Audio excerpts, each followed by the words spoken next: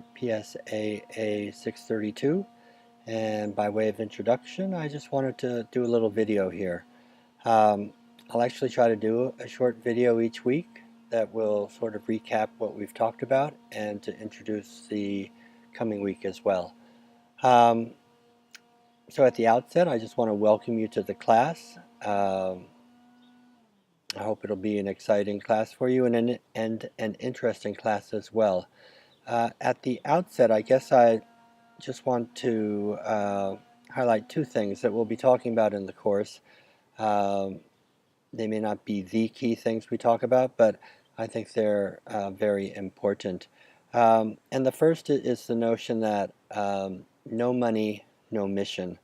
And that's a phrase of Brinkerhoff. We don't read him, but a phrase of Brinkerhoff's. And it basically just highlights, right, that a nonprofit organization can't pursue its mission if it doesn't have the money and the financial resources to pursue that mission. And from maybe the other side, from the government's side of the perspective, or from the government's perspective, it's really important that nonprofits actually have surpluses because, in a sense, no money, no public service.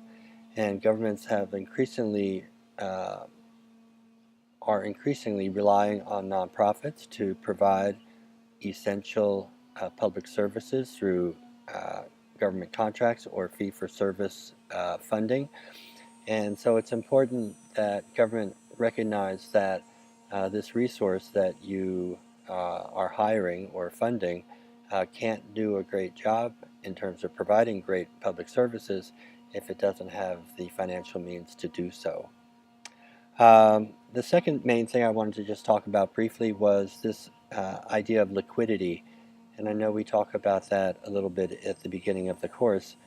And liquidity is simply having the cash or cash equivalents to be able to operate your business. Um, Government needs to have a certain amount of liquidity. For profits need to have a certain amount of liquidity. And essentially, it's really critical so that um, the nonprofit can weather the financial crisis when it comes, not if it comes, but when it comes, and remain in business, and also so that it can take advantage of opportunities when they come along as well. Not so much financial opportunities, but programmatic and service opportunities. Okay, and we'll talk more about that as the course goes on. But those two notions then, the notions that nonprofits need, frankly, to make a profit in order to stay in business and to pursue mission. And second, that liquidity is all important so that a nonprofit can remain in business and also pursue opportunities. Okay. Um, I guess the third thing I just wanted to talk about briefly is that this course has recently been revamped. It used to be a 7-week course, and of course now it's a 15-week course. And so we've done our best to try to cut um, the 7-week course up into 15 weeks. And hopefully we've done it so that, things that are, hopefully we've done it correctly so that the week is self-contained and it doesn't have the beginning part of what used to be a condensed week in one week and making reference to the latter part of that week. In other words, the course may feel choppy at points because there's a reference to something that won't actually come up until the next week because originally it was all in one week's materials. But we've tried to do the best we could to eliminate those possibilities and those instances. But if they do come up, you know, just raise your hand, let me know, and we'll do what we can to fix it and solve any issues that they may bring up. Okay? Okay. So I guess just the last thing then is that I have attached my resume as opposed to a vita, because I think it tells you more about who I am and what I've done over time.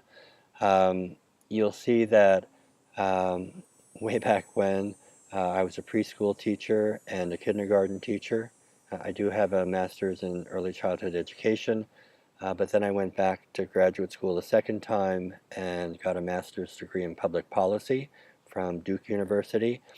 I went to work for about 9 years in New York City, New York City government, first in the mayor's office of management and budget, and then working in New York City's umbrella social service organization, which is the Human Resources Administration. I held a couple of different jobs there. After New York, went to Philadelphia for a stint, worked at a think tank called Public-Private Ventures. Did a lot of field work there, working with nonprofits and governments to implement pilot model programs. And I think of my time there, I'm most proud of having worked on what might have been considered a forerunner to the Harlem Children's Zone, although the Harlem Children's Zone is way beyond anything we did at Public-Private Ventures. But the thought process was there, and frankly, a president of Public-Private Ventures went on to the Clark Foundation, which was a major funder of the Harlem Children's Zone. Okay, a little digression there. And then after Public-Private Ventures, I worked in a nonprofit organization here in Springfield, Massachusetts for about 8 years. And then after that, I worked at the graduate level teaching courses in nonprofit management and philanthropy, and also strategic fundraising. And I was director of the nonprofit programs there the last 5 years until this recent this past June, when I stepped down from my full-time positions there. Currently, I'm doing some adjuncting like this course here. I'm doing a little bit of consulting, and I'm spending as much time as possible on a social enterprise that I started a couple of years ago and patterned after Newman's Own. But want to devote more time to it so I can see if it can actually really grow and become a real substantial company. Okay, so that's about me. I hope that you'll post something in discussion forum 1 and let your classmates know about you.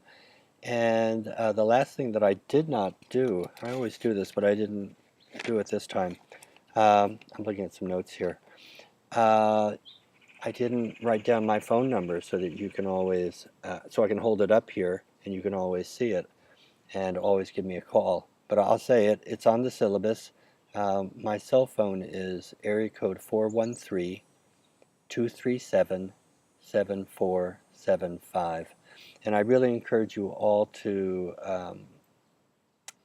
make note of that number and to use it early and often during the class. If you have questions, if you want to just discuss some of the material in more depth, whatever it might be related to the course, I enjoy talking with students and having conversations with you along the way, even if it's to say, how come I didn't get a better grade on an assignment, is something that I always welcome. Okay? I guess that's all for now. That was 9 minutes, so I'll let it go. And again, welcome to the course, and I look forward to seeing you online and hopefully talking with you all as well. Okay, bye-bye.